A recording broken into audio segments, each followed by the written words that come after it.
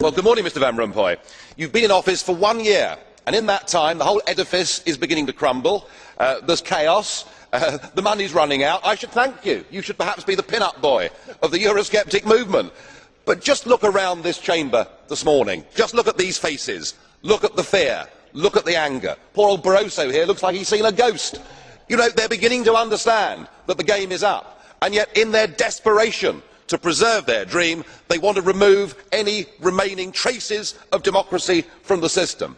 And it's pretty clear that none of you have learned anything. You know, when you yourself, Mr Van Rompuy, say that the euro has brought us stability, I suppose I could applaud you for having a sense of humour, but isn't this really just the bunker mentality?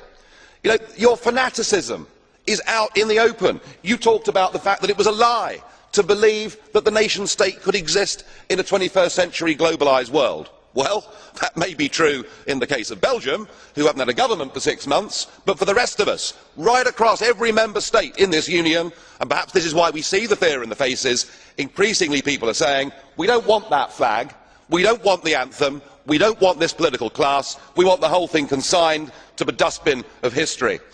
And we had the Greek tragedy earlier on this year, and now we have the situation in Ireland. Now, I know that the stupidity and greed of Irish politicians has a lot to do with this. They should never ever have joined the euro. They suffered with low interest rates, a false boom and a massive bust. But look at your response to them. What they're being told, as their government's collapsing, is that it would be inappropriate for them to have a general election. In fact, Commissioner Wren here said they had to agree their budget first before they'd be allowed to have a general election. Just who the hell do you think you people are? You are very, very dangerous people indeed. Your obsession with creating this euro state means that you're happy to destroy democracy. You appear to be happy for millions and millions of people to be unemployed and to be poor. Untold millions must suffer so that your euro dream can continue. Well, it won't work, because it's Portugal next. With their debt levels of 325% of GDP, they're the next ones on the list, and after that, I suspect it'll be Spain. And the bailout for Spain would be 7 times the size of Ireland, and at that moment, all of the bailout money has gone. There won't be any more.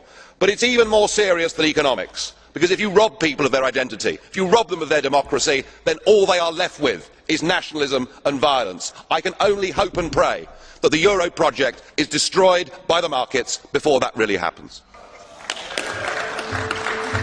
Thank you.